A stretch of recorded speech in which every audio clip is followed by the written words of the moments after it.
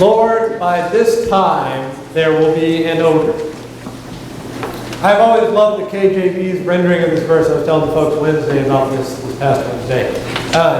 Here, Jesus said, "Take ye away the stone."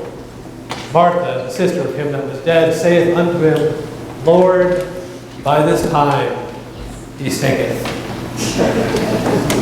At this time he stinketh. This past Thursday when I came in here in the evening for the time that I had set aside in case anybody wanted a word and a prayer, I came in here, and of course this was just after the rains of Wednesday.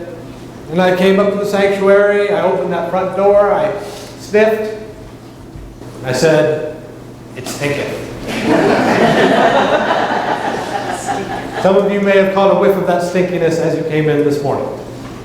That night, and then again on Friday morning before a funeral, I went to the back of the church, grabbed the thurible, and I incensed the daylights out of this place. Because when I came in, it stunk. Now, the use of incense in churches is an interesting thing. I'm saddened that we don't do it more often in Lutheran churches. When I was explaining it to a friend once, I said it was kind of like the spiritual version of a dog marking its territory. It's the claiming of a space olfactorily, or aromatically for God's purposes. It is saying that Jesus Christ is bigger than whatever is causing the stink.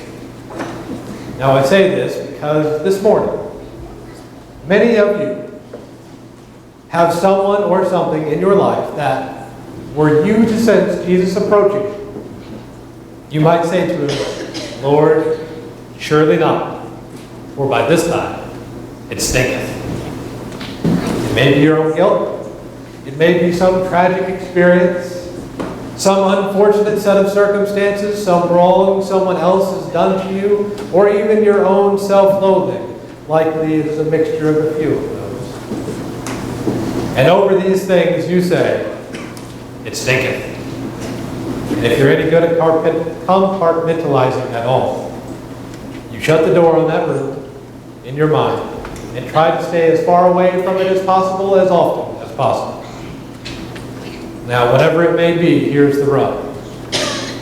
Despite your own attempts to lock it away, to seal it up tighter than Lazarus' tomb, these things are trying to trick you into believing that they are more powerful than Jesus. They're trying to be the lens through which you see him.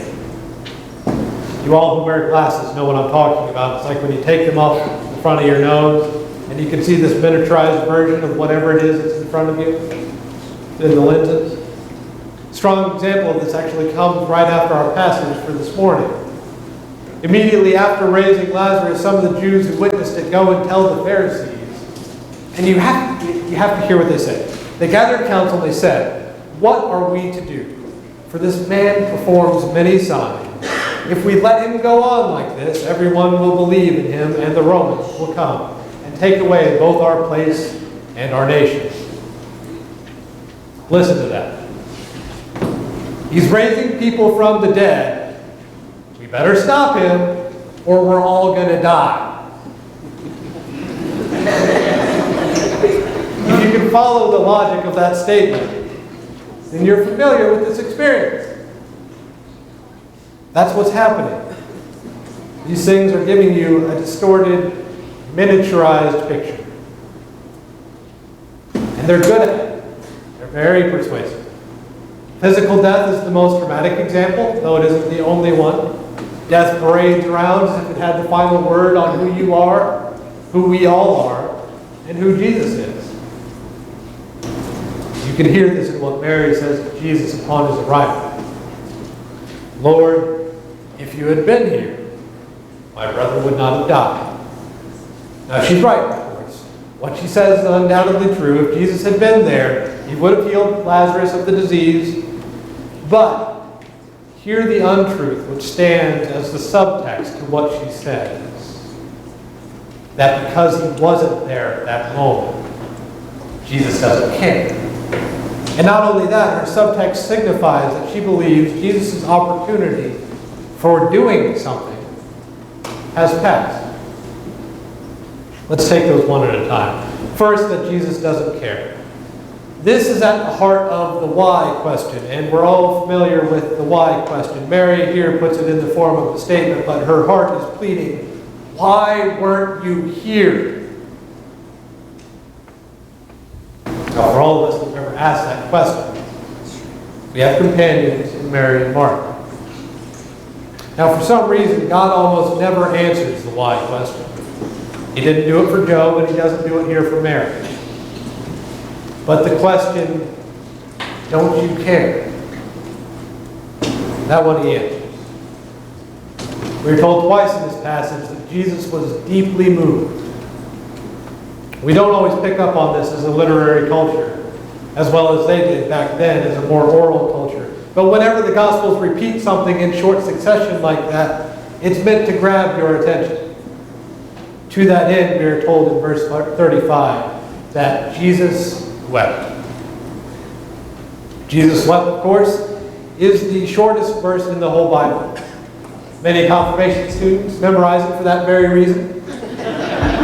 And Jesus weeps over their souls when they do.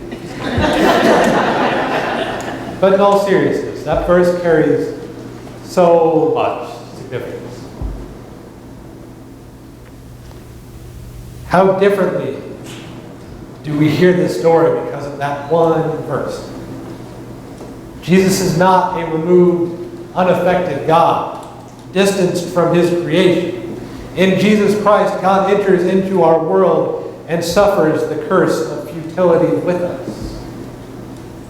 Amidst the pain and confusion of death, more so than Mary or Martha, Jesus is our companion. He is moved. He weeps. But that is not all to us. And we can be very thankful for that. You see, just as Mary was right in her assessment that if Jesus had been there, Lazarus would not have died, likewise, Martha was right in her statement. Now he's thinking. And it is true when you look at things in your own life that you may be discouraged by. In fact, it will one day be true of you yourself. No matter what you do, no matter how hard you try, how healthy you eat, or how many good deeds you do, one day you will die. And shortly thereafter, about 4 days later, you will inevitably stink. But thank God, Jesus doesn't stop at just weeping with us. Death would indeed have the last word if Jesus stopped and only weeping with us. Thanks be to God, you have a Savior bigger than death itself. You have a Savior that doesn't just stop because it gets stinky. You have a Savior who isn't just showing up with a can of air freshener. You have a Savior who is in fact making all things new. He brings life out of death, both physical, spiritual, and any other kind you can think of.